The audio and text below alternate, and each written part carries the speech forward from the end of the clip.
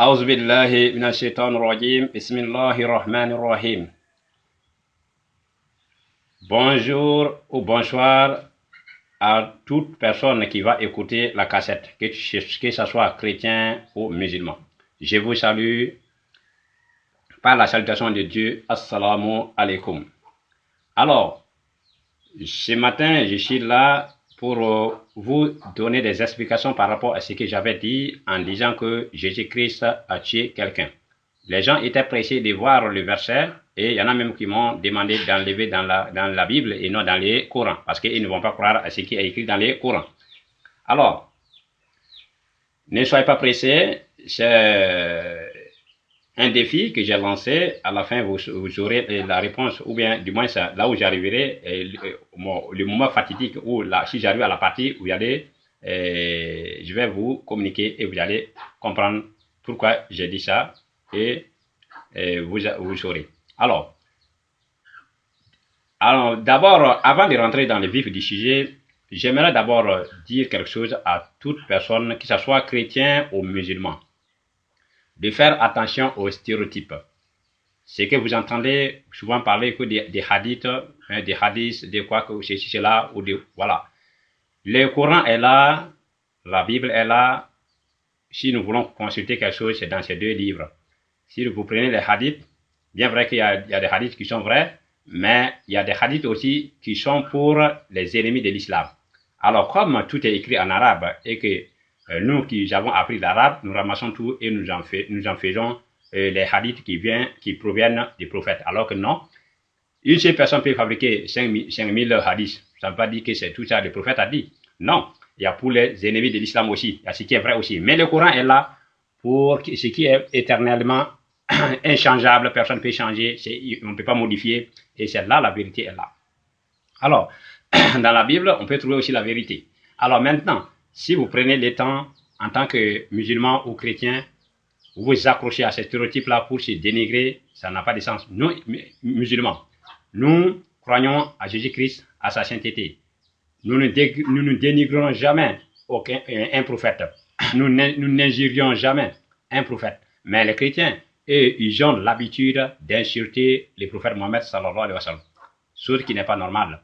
Parce que vous savez, Jésus-Christ est un juif. Il est né juif, il est né enfant de Dieu comme tous juifs qui sont des enfants de Dieu. Il est né parmi les enfants de Dieu. Il a été accusé parmi les enfants de Dieu. Il a été tué parmi les enfants de Dieu. Alors qu'il était un vrai croyant. Il était un guérisseur. Il était un bienfaiteur. Il n'y a pas de raison pour le condamner.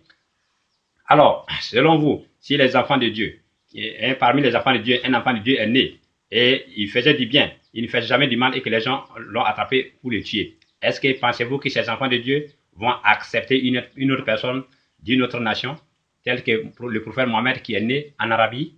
C'est pas possible. Alors, si nous revenons, par exemple, comment on appelle ça encore là? Si nous revenons, par exemple, à Jésus-Christ toujours, à ce niveau, vous savez qu'il y en a qui l'appellent même Dieu. Si un Dieu est descendu parmi ses enfants et les enfants l'ont attrapé et l'ont tué, et que pensez-vous? Ils vont croire à d'autres personnes?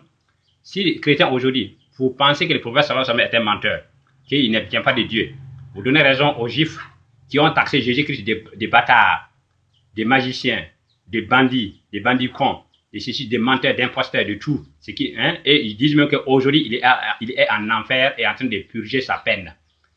Est-ce que vous croyez à ça? Si vous ne croyez pas, pourquoi voulez-vous croire aux mensonges de certaines personnes en Arabie qui étaient contre le prophète et qui ont leur hadith aujourd'hui, qui accusent le prophète de quoi et de quoi, n'importe où? Vous savez, par exemple, un exemple, quand on dit que le prophète sallallahu alayhi wa sallam a eu des rapports sexuels avec Aïcha à l'âge de 9 ans, ou d'autres disent à l'âge de 6 ans. Mais si ce n'est pas une bêtise, quelle façon d'avoir des rapports sexuels avec un mariage qui s'est célébré devant tout le monde? C'est fait à l'âge de 6 ans? C'est fait à l'âge de 9 ans? Alors, mais l'expérience a montré aujourd'hui, les démonstrations ont montré aujourd'hui, que l'âge minimal de Aïcha, quand le prophète le mariait, était 19 ans, et maximal c'était 20 ans. Historiquement, Aïcha est née avant l'islam. Et historiquement, Aïcha avait peut-être 6 ans, le maximum, ou 3 ans au minimum avant l'islam. Et c'est après l'islam, 10 ans après, son père s'est converti à l'islam et ils ont fait l'exil pour aller à Médine. Et pour aller à Médine. Et pour aller c'est à Médine qu'ils se sont mariés. Et si on fait le résumé, on se rend compte que Aïcha, en se mariant, elle devait avoir 19 ou 20 ans. Mais aujourd'hui, certaines personnes qui ne comprennent pas l'histoire, qui prennent des hadiths par-ci par-là au hasard pour analyser, disent que non, c'est 6 ans, c'est 9 ans. C'est insensé. Alors, cherchez la vérité et vous trouverez la vérité. C'est pourquoi chaque fois que je parle, je dis, vous qui aimez la vérité, cherchez la vérité et vous trouverez la vérité. Alors, nous allons continuer avec, donc, laissez les stéréotypes. Laissez ces stéréotypes-là. Vous savez, vous chrétiens, qu'il y a des gens qui démontrent correctement que Jésus-Christ avait une femme, qu'il a un enfant. Vous n'allez pas croire, mais c'est comme ça. Que Judée est l'enfant de Jésus-Christ. Il n'y a pas le père de Judée en Israël. Ce n'est pas Jésus-Christ selon eux. Et Marie-Madeleine était la femme de Jésus-Christ. Il se suivait partout. C'est démontré historiquement dans des écrits israéliens. Mais nous ne croyons pas à ça parce que Dieu ne nous a pas dit. Ça peut être vrai, mais ça n'empêche pas la sainteté de Jésus-Christ, même s'il avait une femme. Ça peut être vrai, même si Jésus avait un enfant, ça n'empêche pas la sainteté de Jésus-Christ. Mais en tant que musulmans, nous disons que si Dieu ne nous a pas informés, nous ne croyons pas. Mais les gens les disent, et vous chrétiens, pourquoi voulez-vous dire des choses du prophète Mohammed, alors que vous n'étiez pas en Arabie pendant qu'il a vécu? Donc, c'est pas normal. Donc, allons directement à notre thème, avant que les gens, comme les esprits sont chauffés, les gens veulent entendre la vérité, voir la vérité, surtout par rapport à Jésus-Christ qui a déjà tué quelqu'un par rapport à mon thème. Donc, on y va. Donc, d'abord, je vais commencer par Genèse, montrer d'abord Dieu lui-même, comment il s'est comporté envers ses enfants. Et après ça encore, j'ai montré comment les prophètes se sont comportés envers les enfants de Dieu. Et voir maintenant, par rapport à Jésus-Christ, et dans le Coran, voir maintenant comment Dieu s'est comporté par rapport à ses saints, à ses fidèles. Et enfin, nous allons tirer conclusion pour voir quel comportement devons-nous avoir aujourd'hui par rapport aux deux religions, ou bien, si vous voulez, aux religions révélées. Alors, dans Genèse, nous allons aller en Genèse rapidement. Genèse 17, 6, verset 17, Dieu dit, et moi, je vais faire venir le déluge d'eau sur la terre pour détruire toute chair ayant souffle de vie sous le ciel. Tout ce qui est sur la terre périra. Donc, Dieu a décidé, c'est lui qui a créé sa création, et il a décidé encore de mettre fin parce qu'il s'est rendu compte que tout ce qui ne fait pas sur la terre est abominable. Voilà pourquoi Dieu a déjà détruit. Donc, Dieu en détruisant, il n'a pas dit qu'il fait du mal, mais il dit qu'il fait du bien. Car nous allons détruire ce lieu parce que le cri contre ses habitants est grand devant l'Éternel. L'Éternel nous a envoyés pour les détruire. Ça, c'est Genèse 19, 13. Où le peuple de Sodome, le peuple de Lot, le prophète a exhorté son peuple à laisser tomber la sodomie, a dit que l'homme doit faire rapport avec un autre homme. Et comme le peuple ne le laissait pas, avec d'autres abominations, Dieu a décidé de les détruire en envoyant 3 anges. Et il les a détruits. Donc Dieu a pris l'engagement de détruire ces gens. Parce qu'il n'y a pas quelqu'un qui pouvait prendre la place de Dieu pour les détruire. Donc Dieu les a détruits avec quoi? Avec les anges. Alors une fois de plus, Dieu en détruisant le peuple de l'autre, il s'est dit qu'il a fait du bien et non, il a fait du mal. Alors mais aujourd'hui, nous voyons certains chrétiens, églises chrétiennes, surtout en France, plusieurs FPP, vous savez pas encore, c'est Fédération française de protestants, c'est-à-dire FPP là. Donc, vous rentrez dans l'internet, vous mettez FFP. Vous allez trouver, ça va venir. Ces églises se sont mises ensemble et aujourd'hui, ils légalisent l'homosexualité dans leur église. Donc, ils laissent les commandements de Dieu et ils s'accrochent aux commandements d'hommes. Alors que Dieu a détruit un peuple dans la Bible à cause de cet même acte abominable. Dans Nombre 33, 52, qu'est-ce que Dieu dit? Vous chassez devant vous tous les habitants du pays, vous détruirez toutes les idoles de pierre, vous détruirez toutes les images de fonte et vous détruirez tous leurs hauts lieux. Donc Dieu dit aux enfants d'Israël, tous ceux qui sont devant vous à Canaan là-bas, que vous allez partir les trouver, et vous les détruisez, vous détruisez tout ce qu'ils ont comme image, vous les détruisez eux-mêmes et vous vous installez là-bas. Tous les habitants du pays. Et détruisez tout, tuez tout, et vous vous installez là-bas. C'est ce que les enfants d'Israël ont fait, et ils s'appelaient les enfants de Dieu ont fait. Donc Dieu a dit aux enfants de Dieu, de détruire les enfants du diable. Donc ceux qui ne sont pas juifs à l'époque sont appelés les enfants du diable. Donc il faut les éliminer et installer les enfants de Dieu. Alors Dieu dit dans Deutéronome 9, 13, qu'est-ce que Dieu dit? L'Éternel me dit, je vois que ce peuple est un peuple au cou raide. Laisse-moi les détruire et effacer leur nom de dessous les cieux, et je ferai de toi une nation plus puissante et plus nombreuse que ce peuple. Donc c'est la même chose, mais Dieu veut faire d'Israël, qui sont les enfants de Dieu, un peuple puissant et plus nombreux que le peuple qui était installé à Canaan avant l'arrivée des enfants d'Israël, qui sont les enfants de Dieu. Donc toujours Dieu aide ses enfants. Deutéronome 12. Alors voici les lois et les ordonnances que vous observerez et vous mettrez en pratique. Dieu parle aux enfants d'Israël. Dieu parle à ses enfants. Aussi longtemps que vous y vivrez dans les pays dont l'Éternel, le Dieu de vos pères, vous donne la possession, vous détruirez tous les lieux et les nations que vous allez chasser, servent leur Dieu. Sur les hautes montagnes, sur les collines et sous tout arbre vert, chachez tous là-bas. Vous renverserez leurs autels, vous briserez leurs statues, vous brûlerez au feu leurs idoles, vous abattrez les images taillées de leurs dieux et vous ferez disparaître leur nom de ces lieux-là. Voilà ce que Dieu dit à ses enfants, et détruire tout ce qui est là-bas, tout, les idoles et consorts, et s'installer. Alors le prophète Mohammed sallallahu alayhi wa sallam, quand il est arrivé en Arabie, il a détruit les idoles, il n'a pas détruit la population. Quand il est arrivé en Arabe, pardon, à la Mecque, il a détruit les 360 dieux qui étaient dans la Kaaba, et il n'a pas détruit la population. Alors, quand on entend ça chez les musulmans, que le prophète sallallahu alayhi wa sallam, en ouvrant la Mecque, il a détruit toutes les idoles, on dit que c'est satanique, pourquoi il force les gens? Alors que Dieu dit dans la Bible, dans Deutéronome, de détruire tout, eux-mêmes et les idoles. Deutéronome 28. Qu'est-ce que Dieu dit? 28, 63. De même que l'Éternel prenait plaisir à vous faire du bien et à vous multiplier, et même l'Éternel prendra plaisir à vous faire périr et à vous détruire. Donc, Dieu dit ici à ses enfants, les enfants d'Israël, de même que Dieu prend plaisir à vous faire du bien là, de la même manière, Dieu prend plaisir encore à vous faire périr et à vous détruire.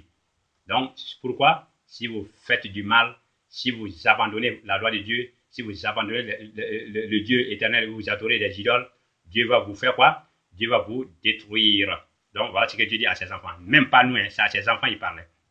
Il dit quoi? Et vous serez arrachés du pays dont tu vas entrer en possession. Donc, dans ça, l'Éternel te dispersera parmi tous les peuples, d'une extrémité de la terre à l'autre. Et là, tu serviras d'autres dieux qui n'ont connu ni toi, ni les pères, qui n'ont connu ni toi, ni tes pères, du bois et de la pierre. Donc, Dieu lui dit ici quoi? Donc, si ses enfants, voilà, comme Dieu prend plaisir à les multiplier et à les faire du bien et à les multiplier, et s'il s'écarte de la parole de Dieu encore, Dieu prend plaisir encore de les faire périr et à les détruire. C'est pourquoi Dieu dit ici, et s'ils commettent ces abominations, ces transgressions, Dieu va les faire disperser. C'est-à-dire qu'il va envoyer des ennemis qui vont les détruire et les disperser partout dans le monde. Et là, maintenant, quand ils vont quitter Israël, maintenant, aller en Égypte, en Arabie, partout, maintenant, ils vont adorer des idoles là-bas, des idoles de bois, de pierre ou de quoi, là-bas. Et c'est ce que Dieu a fait aux enfants d'Israël. Vous regardez, la Bible nous confirme quelque part comme ça.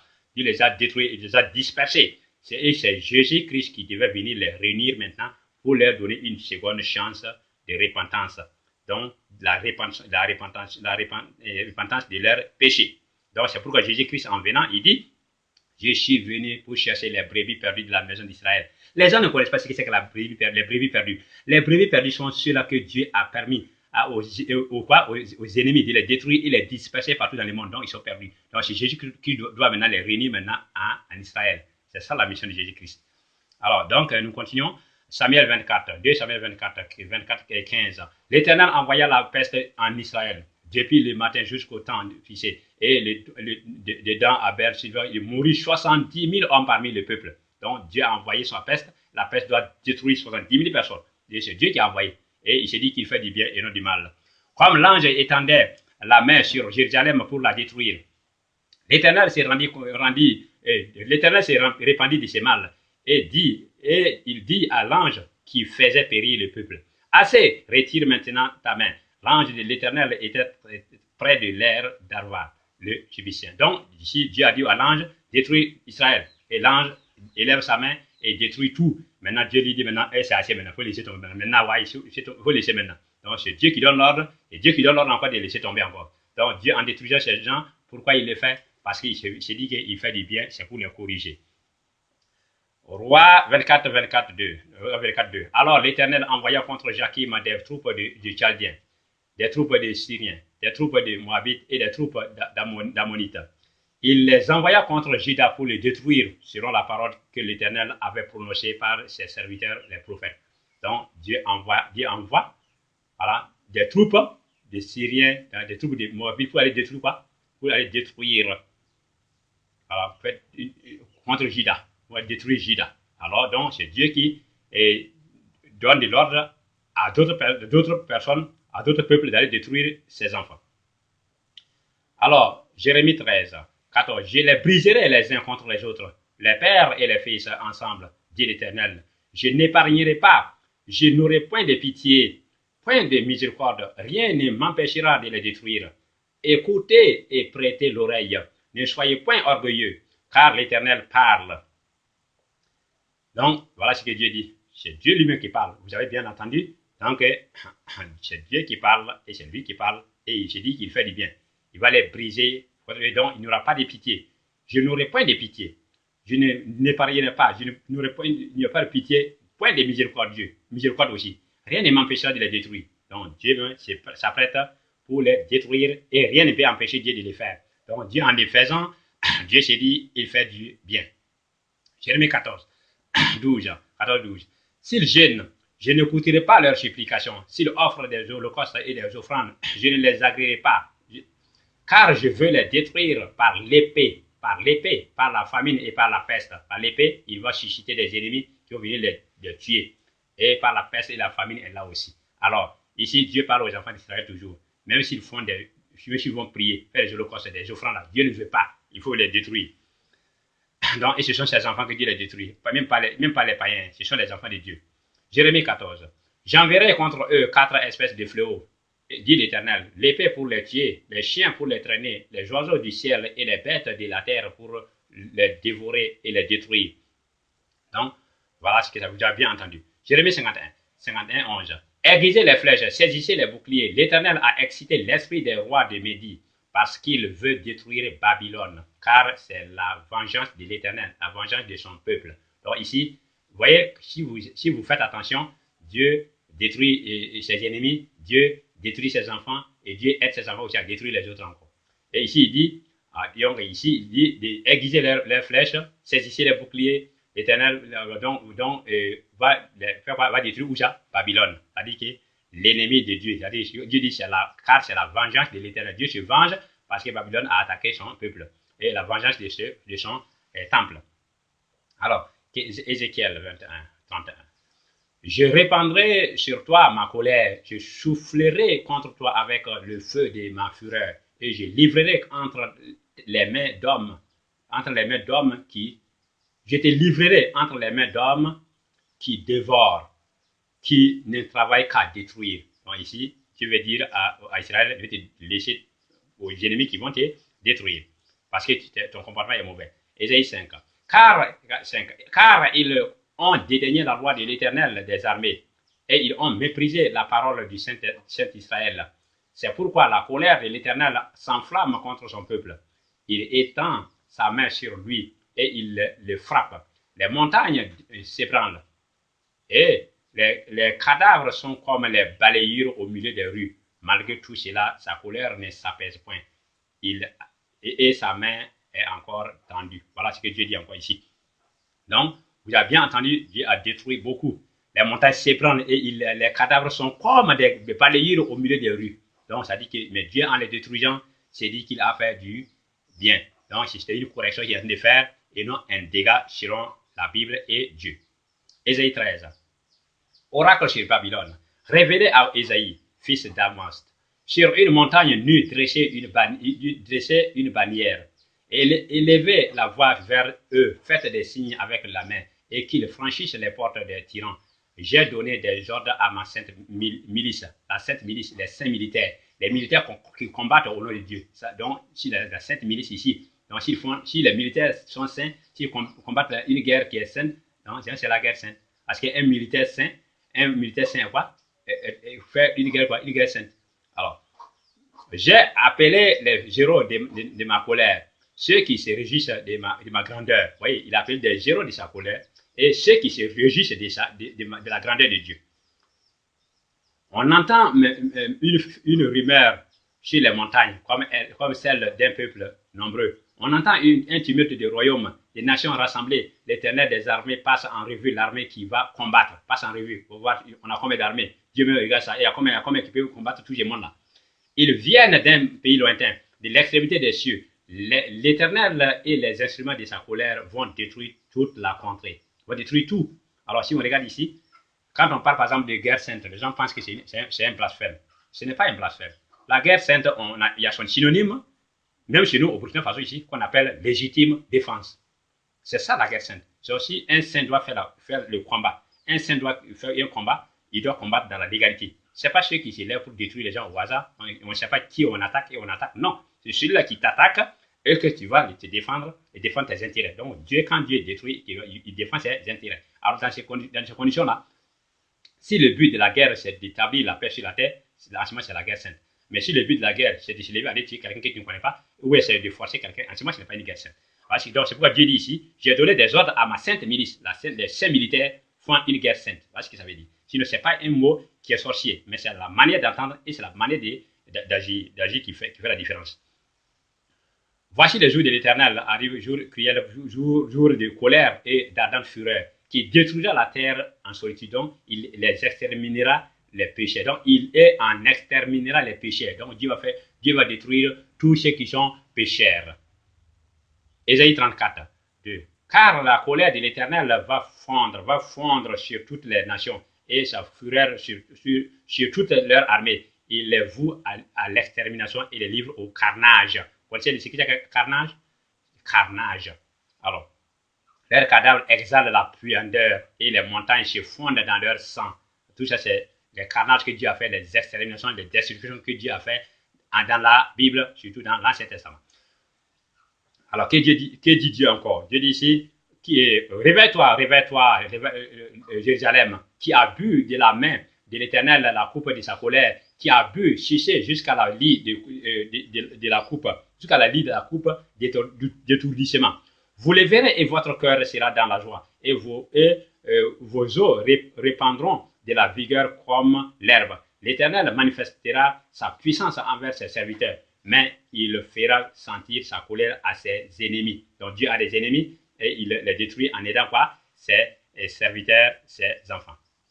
C'est pourquoi, ainsi parle le Seigneur, l'Éternel, voici ma colère et ma fureur se répandent sur ces lieux, sur les hommes et sur les bêtes, sur les arbres des champs et sur les fruits de la terre. Elle brûlera et ne s'éteindra point. Deutéronome 32, 18. Tu as abandonné le rocher qui t'a fait naître, le rocher qui t'a fait naître, Dieu qui t'a fait naître, c'est ça qui est le rocher. Et tu as oublié le Dieu qui t'a engendré. Dieu parle à Israël, aux enfants d'Israël. L'Éternel l'a vu, il a été irrité, indigné contre ses fils et ses filles. Il a dit, je leur cacherai ma face, je verrai quelle sera leur fin. Car c'est une race perverse. Dieu parle à ses enfants, c'est une race, il les a engendrés, donc Dieu a beaucoup d'enfants. Il a engendré des enfants avant Jésus-Christ. Dieu a beaucoup d'enfants. Et Dieu les a dit, Dieu les dit, je leur cacherai ma face, je verrai quelle sera leur fin. Car c'est une race perverse, donc une race de Dieu qui est perverse.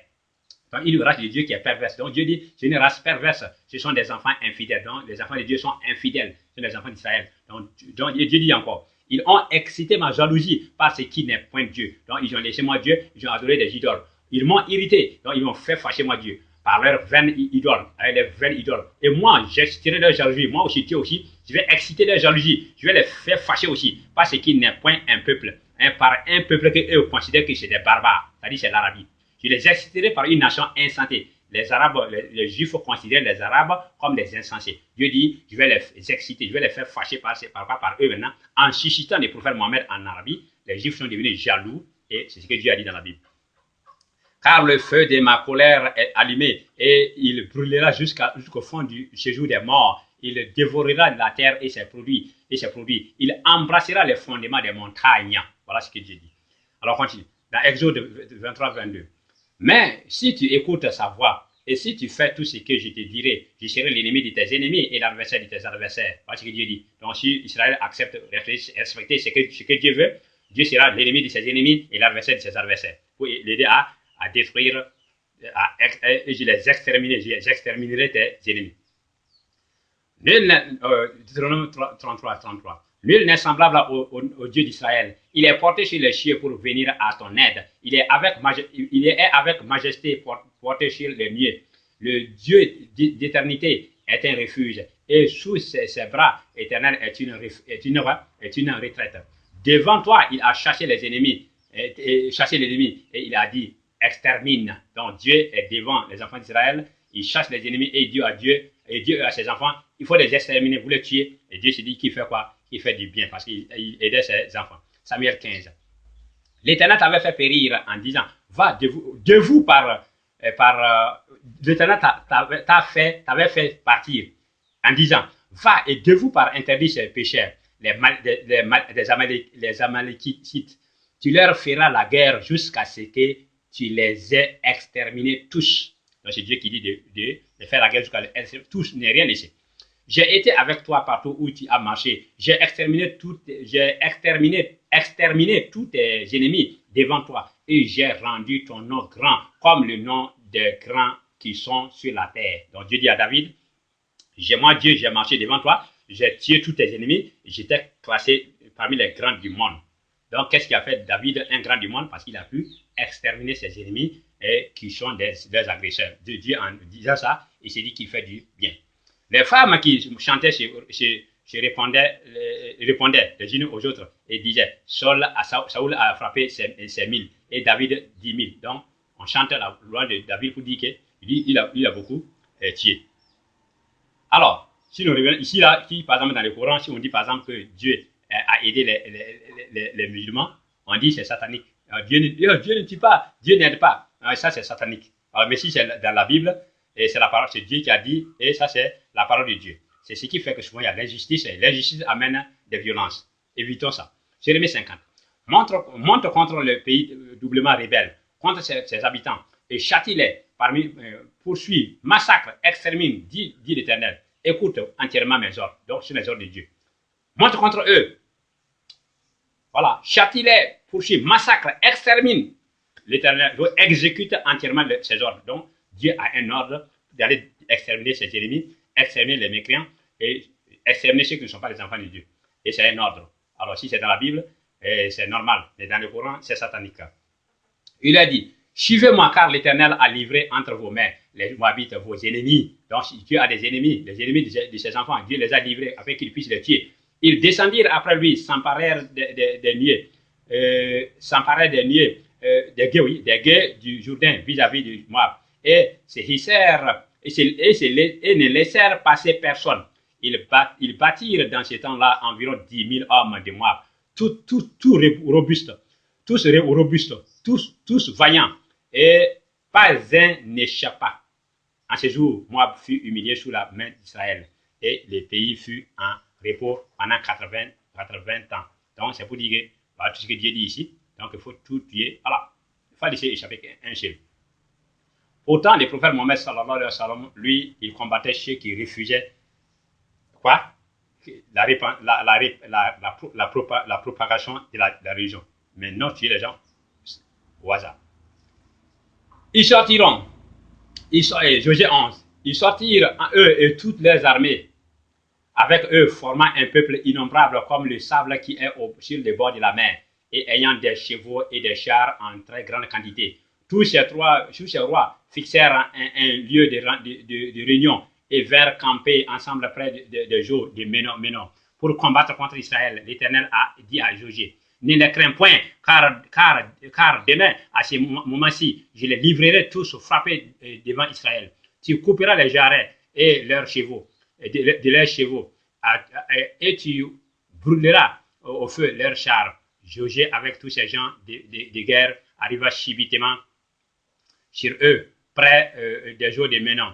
Ils se précipitèrent au milieu d'eux. L'Éternel les livra entre les mains d'Israël. Ils les battirent et les poursuivirent jusqu'à Sidom la Grande, jusqu'à Misrépop, Naïm, et jusqu'à la vallée de Mesta vers l'Orient. Et ils battirent sans en laisser échapper aucun. C'est à vous dire. Donc, on dit le peuple aussi, innombrable comme les sables au bord de la mer. Et vous imaginez, un peuple qui est aussi innombrable comme les bords comme les sables au bord de la mer. Et comment? Comme les sables qui est sur le bord de la mer. Est-ce que vous connaissez le nombre de personnes, le nombre de sables qui est au bord de la mer? Vous connaissez ce nombre-là?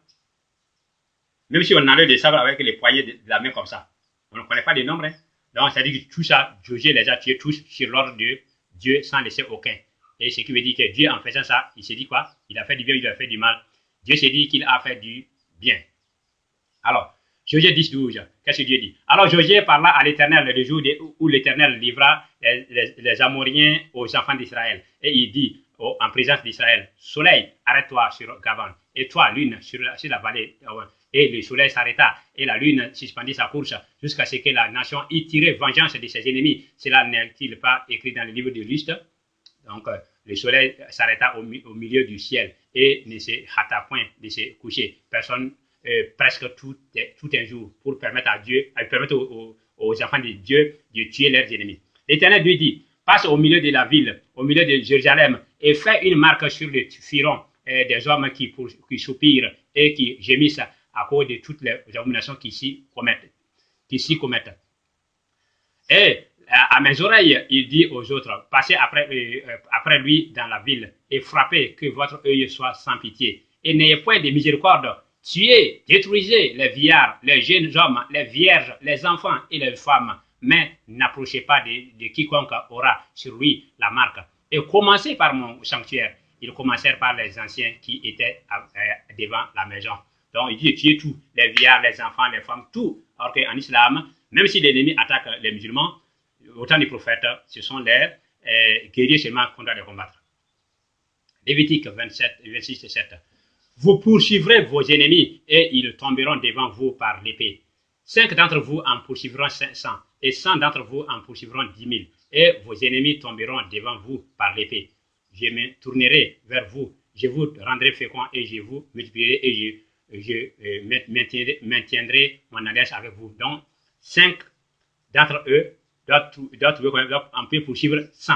Alors, quand Dieu dit dans le Coran, maintenant alors à alléger votre, quand Dieu dit dans le Coran, maintenant alors à alléger votre tâche, sachant qu'il y a de la faiblesse en vous. S'il y en a 100 environ parmi vous, ils vaincront 200. Et s'il y en a 1000, ils vaincront 2000 par la grâce d'Allah. Et ici maintenant, dans la Bible, quand Dieu dit comme ça, c'est la parole de Dieu. Dans le Coran, c'est satanique. Donc, alors que les livres saints de Dieu, tous les livres saints sont de Dieu, et les prescriptions qui y sont viennent de Dieu.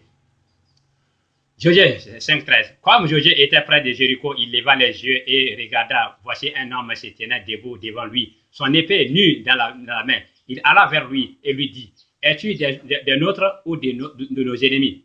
Il répondit, non, mais je suis le chef de l'armée de l'Éternel, le chef de l'armée de l'Éternel. Donc Dieu a une armée et il y a le chef qui est descendu pour aider Josué à tuer ses ennemis. Donc aider les enfants de Dieu à tuer les enfants du diable.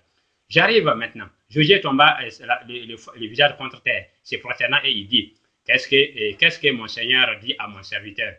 Et le chef de l'armée de l'Éternel dit à Josué, ôte tes souliers de tes pieds, car le lieu sur lequel tu te tiens est saint. Josué fit ainsi. Alors, pourquoi les musulmans enlèvent leurs chaussures dans la mosquée? Parce que c'est un lieu saint. Mais alors que les chrétiens fouleront leur église avec les chaussures qui marchent sur tout, même les caca. Alors, voilà ce que Dieu a dit que de la guerre sainte que Dieu lui-même est en train de faire dans la Bible. Donc, Dieu est en train de faire une guerre sainte.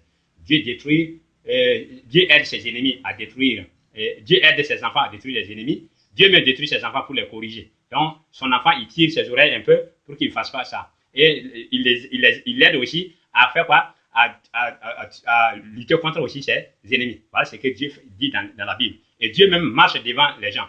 Dieu a marché devant David pour exterminer ses ennemis. Donc, Dieu a fait beaucoup de théories dans la Bible que vous venez de suivre avec moi. Alors, maintenant, on va voir un peu seulement ce qui est dans le Coran avant de revenir sur les versets tant attendus que vous attendez. Alors, autorisation est donnée dans le Surat 22, verset 29. Dieu dit quoi dans le Coran? Autorisation est donnée à ceux qui sont attaqués de se défendre parce que vraiment ils sont lésés. Et Allah est certes capable de les secourir. Donc, autorisation est donnée à ceux qui sont attaqués. C'est fini, pas ceux qui ne sont pas attaqués.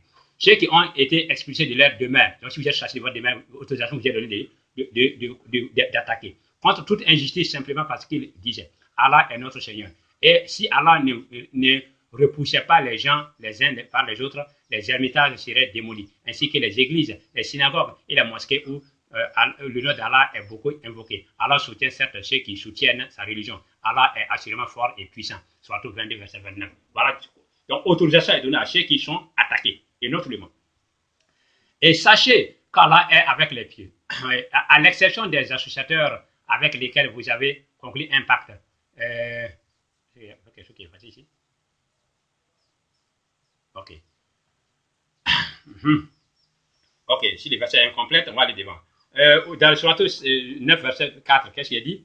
Et Sourate 9, verset 4, non, 9, 12, 3. Et si après le pacte, ils violent leur serment et attaquent votre religion, combattez alors les chefs de la mécréance, car ils ne tiennent aucun serment. Peut-être cesseront-ils de vous combattre. Donc, ne combattez-vous pas des gens qui ont violé leur serment, qui ont voulu bannir le messager, et alors que ce sont eux qui vous ont attaqué les premiers? Les musulmans n'attaquent pas les premiers, jamais. Les redoutiez-vous? C'est Allah qui est le dit d'être redoutier. Donc, 69, verset 12 à 13. Et si Allah avait voulu, il en aurait fait une seule communauté, mais il fait entrer qui il veut dans sa miséricorde. Les injustes n'auront ni maître ni secoureur. 42, 8. Donc, dit, l'argument décisif appartient à Allah. Si Allah avait voulu, certainement, il vous aurait tous guidés.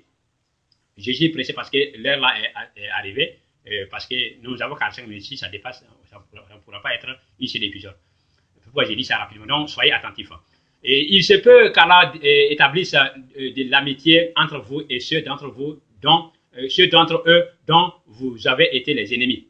Et Allah est omnipotent et Allah est pardonneur et très miséricordieux. Allah ne vous défend pas d'être bienfaisant et équitable envers ceux qui ne vous ont pas combattu pour la religion et ne vous ont pas chassé de vos demeures, car Allah aime les équitables. Allah vous défend seulement de prendre pour alliés ceux qui vous ont combattu pour la religion, chassés de vos demeures et ont aidé à votre expulsion. Et ceux qui les prennent pour alliés sont les injustes. Voilà ce que Dieu a interdit de ne pas prendre habitude comme alliés. Ça c'est sur 60 verset 7 à 9. Il n'incombe au messager que de transmettre le message. Et Allah sait ce que vous divulguez tout comme ce que vous cachez. Nous savons mieux ce qu'ils disent. Tu n'as pas pour mission d'exercer sur eux une contrainte. Rappelle donc, par le Coran, celui qui craint ma menace. Donc, tu n'es pas là pour exercer la contrainte sur les gens. Le prophète n'est pas là pour contraindre les gens. Si ton Seigneur l'avait voulu, tous ceux qui sont sur la terre auraient cru. Est-ce à toi, le prophète, de contraindre les gens à devenir croyants? C'est à toi de contraindre les gens. Le prophète ne peut pas contraindre les gens. Ce n'est pas toi, musulman simple, qui peut contraindre les gens à être croyants. Si Allah avait voulu, il aurait certes fait de vous tous une seule communauté musulmane. Mais il laisse s'égarer qui il veut et guide qui il veut. Et vous serez certes interrogé sur ce que vous faisiez. Plus de contraintes dans la religion, maintenant que le vrai s'est distingué de l'erreur. Obéissez à Allah et aux messagers.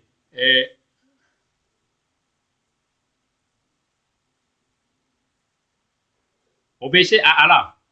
Il y a son message ici, ouvert. Oh là là. Excusez-moi. Avez voulu? Ok. Obéissez à Allah et obéissez aux messagers. Si vous détournez, il n'incombe à votre messager que de transmettre en clair son message. Et si Allah avait voulu, il pourrait les mettre tous sur le droit chemin. Ne sois pas du nombre des ignorants. Si vous voulez que tout le monde soit musulman sur la terre, c'est de l'ignorance. Dieu ne veut pas ça. Dieu veut que chacun soit libre. Alors, il dit quoi encore? Et certes, c'est sorti 6, verset 36. Et c'est ainsi que leurs divinités ont enjolivé à beaucoup d'associateurs le meurtre de leurs enfants afin de les ruiner et de les travestir à leurs yeux leur religion. Or, si Allah voulait, il ne le ferait pas. Laisse-les donc ainsi que ce qu'ils inventent. C'est plutôt à Allah le commandement tout entier. Les croyants ne savent-ils pas que si Allah avait voulu, il aurait dirigé tous les hommes sur le droit chemin? Et vous ne savez pas que donc si Dieu avait voulu, il le ferait. Comme Dieu ne veut pas laisser Dieu dans son plan. Si toi, Mohamed, ne dirige pas celui que tu aimes, mais c'est Allah qui guide qui il veut. Il connaît mieux cependant les bien guidés. Alors voilà ce qui est du Coran, quelques versets qui montrent comment le musulman doit se comporter envers les non-croyants et envers les mécréants. Donc Dieu a donné l'autorisation de combattre ceux qui vous ont combattu. Parce que vous êtes lésés, on vous a expulsé de vos demeures de temps en temps. Donc ne prends pas allié à celui qui t'a expulsé de ta maison à cause de ta religion. Sinon, le musulman doit faire du bien à toute personne qui n'est pas, même pas un musulman. Voilà ce que ça veut dire. Maintenant, nous allons revenir maintenant à notre question plus importante. Qui est, par exemple, disant que Jésus-Christ a tué quelqu'un, je peux vous montrer les versets. Moi, j'ai donné ça comme un défi. Alors, je reviens. D'abord, posons-nous la question. Pourquoi Dieu a pris le temps à détruire les peuples de Sodome, les peuples de Noé, les peuples de Lut, les peuples de Pharaon, les peuples de Sodome, les peuples de Euphrata. Mais après ça encore, Dieu revient encore et détruit ses propres enfants, il les détruit, il les disperse partout, il les punit, il fait ceci, cela, il envoie les gens venir détruire, il envoie les militaires d'aller détruire, il envoie ses propres militaires qui sont des saints d'aller détruire, il envoie même les mécréants de détruire ses enfants, il envoie les mécréants d'aller détruire d'autres personnes encore, et Dieu emploie tous ses armées, c'est-à-dire que les anges lui-même et partout. Alors, Dieu a détruit de cette façon, et Dieu s'est dit qu'il fait du bien. Alors, posons-nous la question. Nous avons seulement 4 minutes. Posons-nous la question. Pourquoi c'est comme ça? Voilà la réponse. Dieu a créé l'homme, il a laissé libre. Mais l'homme, dès le départ, était barbare. L'homme ne veut pas la vérité. L'homme, c'était la contrainte qui pouvait amener l'homme à se soumettre. Sinon, l'homme ne comprenait pas. Et c'est en ce moment que Dieu n'employait pas ses propres moyens. Donc, le cœur, Dieu ne change pas le cœur. Si Dieu changeait le cœur, il allait changer les peuples de l'autre, les convertir, et ils vont devenir des saints. S'il changeait le cœur, il allait convertir les gens des Zad, les gens des pharaons, il allait convertir tout ce qui était sur la terre comme les musulmans. Mais Dieu les laisse chacun faire le choix. Soit tu choisis d'être un bienfaiteur, Dieu te laisse. Soit tu choisis d'être un malfaiteur, Dieu te détruit, ou il te laisse aussi pour te récompenser devant lui le jour de la résurrection. Alors c'est pourquoi, dans cette liberté que chacun doit avoir, le libre choix, chacun est libre d'agir comme il veut. C'est dans ça maintenant, celui qui veut être mécréant, il porte atteinte à celui qui veut être un croyant. Celui qui veut être un bienfaiteur porte atteinte à celui qui veut être un malfaiteur. Malfaiteur fait du mal avec celui qui veut être un bienfaiteur. Et sur la terre, nous fatiguons, nous souffrons sur la terre. C'est pourquoi Dieu, maintenant, à partir du moment où maintenant, il y a les prophètes, maintenant, ils ont les fidèles qui sont nombreux, Dieu les utilise pour qu'ils se défendent. Donc, maintenant, il faut se dire maintenant qu'avant, les gens étaient barbares, il y avait des rois tyrans, des rois despotes qui empêchent la liberté d'expression, qui empêchent la liberté de culte, qui empêchent tout mouvement. Quand vous voulez vous quitter de Touan ici, aller à Ouéguia, on va vous rencontrer avec des flèches, il y a tout ça. Donc maintenant, c'est pourquoi il y avait cette violence d'abord pour eux. L'éducation a commencé par cette violence. Maintenant, qu'est-ce qui se passe maintenant? C'est pourquoi quand Jésus-Christ est arrivé en Israël, on l'a tué parce que les gens ne veulent pas écouter la vérité. Et le prophète Mohammed aussi qui était arrivé en Arabie, c'était des barbares, toujours barbares, parce qu'ils ne connaissaient pas la religion de Dieu, comme les enfants d'Israël qui sont en Israël, qui connaissaient Dieu déjà. Alors donc, les prophètes aussi avaient des difficultés. Donc, il était obligé, Dieu était obligé aussi, de les laisser passer par les mêmes violences que les enfants d'Israël ont fait dans ce là maintenant, pour pouvoir instaurer la paix, pour qu'ils puissent s'imposer d'abord, s'imposer pour pouvoir vulgariser la liberté d'expression, la liberté de culte et tout maintenant. Maintenant, qu'est-ce qui se passe maintenant? Maintenant, à partir du moment où le prophète sallallahu alayhi wa sallam est arrivé à instaurer cette paix de droit d'expression, de droit de culte, de droit de voir tout ça là, en ce moment maintenant, il n'y a plus de guerre contre quelqu'un. Parce que nous pouvons aujourd'hui prêcher, aller partout où nous voulons, prêcher dans les médias, prêcher sur Facebook, dans les YouTube, dans les radios, dans partout où nous allons. Même en Amérique, il y a des débats chrétiens musulmans qui se font aujourd'hui. On peut parler comme il veut. Aujourd'hui même, posez-vous la question. Est-ce que si Jésus-Christ naissait aujourd'hui, est-ce que si le prophète Mohammed naissait aujourd'hui, est-ce que quelqu'un va chercher à les tuer? Jamais. Est-ce que si même un diable peut se lever aujourd'hui dire qu'il est prophète, qui va les tuer? Il y a le Kwaku de quel pays, je ne sais pas. Et il y a des Jésus qui sont nés vers Inde, qui on ne sait pas. Mais qui va les tuer? Personne ne va les tuer. Donc c'est pour dire que ces prophètes qui étaient nés dans l'Antiquité, dans le Moyen-Âge, qui étaient des gens barbares qui étaient là à l'époque, ne pouvaient pas vulgariser leur doctrine sans qu'on les fatigue, on les souffre, on les terrorise. Donc c'est ce terrorisme-là que Dieu permet aux anges, Dieu permet aux fidèles, Dieu permet aux prophètes, Dieu permet de se défendre pour pouvoir instaurer la paix. C'est-à-dire imposer leur doctrine sur la terre. Sinon, aujourd'hui, le but de la religion n'est pas là pour détruire les gens. Aujourd'hui, toute personne qui s'hasarde à des tueries, que lui essaie de convertir quelqu'un par force, c'est de la barbarie. Parce que Dieu lui-même ne convertit pas le cœur. Dieu convertit, Dieu vous parle, et c'est à vous de choisir le bien ou le mal de la religion ou la mécréance. Donc alors, si vous ne devez pas chercher à ce que les gens se convertissent par force. Jamais. Là, c'est pas ça. Vous devez apporter la bonne parole, et parler aux gens, et changer leur mentalité, et ils vont devenir des gens de bonne foi. Maintenant, la question que vous attendez maintenant, est-ce que quel côté montre que Jésus-Christ a tué un être humain?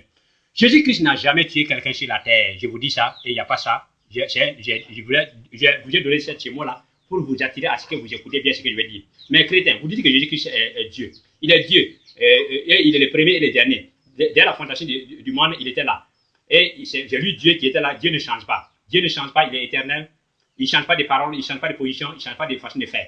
Mais Dieu, qui était là dès le début de la création du monde jusqu'à aujourd'hui, Dieu a tué comme des personnes que vous avez écoutées tout ici. Dieu a fait le délit de Noé. Dieu a détruit les peuples de Sodome, les pharaons. Dieu a détruit tous les enfants d'Israël, beaucoup d'enfants d'Israël. Dieu a tué les Cananéens. Dieu a tué les Philistins. Dieu a tué les peuples plus nombreux que les sables bois de la mer. Tous ces gens-là, Dieu les a tués. Si Dieu les a tués, dans ces conditions, et que Jésus-Christ est Dieu, est-ce que Jésus-Christ a changé aujourd'hui? Donc Jésus-Christ, c'est lui qui les a tués. Sinon, ce n'est pas un verset qui montre que Jésus-Christ a tué quelqu'un. Mais par votre démonstration, comme il est Dieu, alors toute personne qui est tuée depuis l'Ancien Testament jusqu'à Jésus-Christ, c'est lui Jésus-Christ qui les a tués. Même s'il ne veut pas qu'on les fasse aujourd'hui. Mais je suis d'accord. Aujourd'hui, on ne doit pas les faire. Nous sommes d'accord avec Jésus-Christ aujourd'hui qu'on ne doit pas tuer les gens de façon injuste, sauf celui qui vous tue, ou bien par exemple les terroristes qui viennent bombarder Ouaga. On est obligé de les tuer. Pas en faisant du mal, mais en faisant du bien. Parce que ce qu'ils font n'est pas bon. On peut les éliminer par ça. Donc, si on arrive à mettre la main là sur eux, on peut les juger. Mais si on ne peut pas, on est obligé de les tuer. Donc la tuerie vient à partir du moment où on est incapable, où on se défend. Sinon, se préparer, venir se lever, aller bombarder les gens que vous ne connaissez pas, là c'est de la barbarie, ça ne va pas. Et par exemple, celui qui dit par exemple qu'un moussi t'a frappé, tu ne peux pas frapper le moussi. Tu te lèves, tu peux attraper un peu, tu le frappes, voilà. Comme tu ne peux pas frapper le moussi, je frappe le peul. Ça ne va pas. Donc si l'Amérique ou la France vous a fait mal, l'injustice, il faut régler avec lui. Tu ne peux pas venir bombarder les Africains, les Marocains, les Copains, les partout, bombarder les gens. Va là où celui qui t'a fait du mal, celui qui t'a tué, celui qui t'a fait, c'est à lui que tu dois t'adresser et non à tout le monde. Donc, assalamu alaikum wa rahmatullahi wa barakatuh. Jésus-Christ n'a pas tué quelqu'un, mais étant Dieu, il a fait aussi des tueries, comme les déluges, comme les pluies sur voilà votre verset que je viens de vous donner. Donc, vous qui pensez que je voulais accueillir Jésus-Christ, assalamu alaikum wa rahmatullah.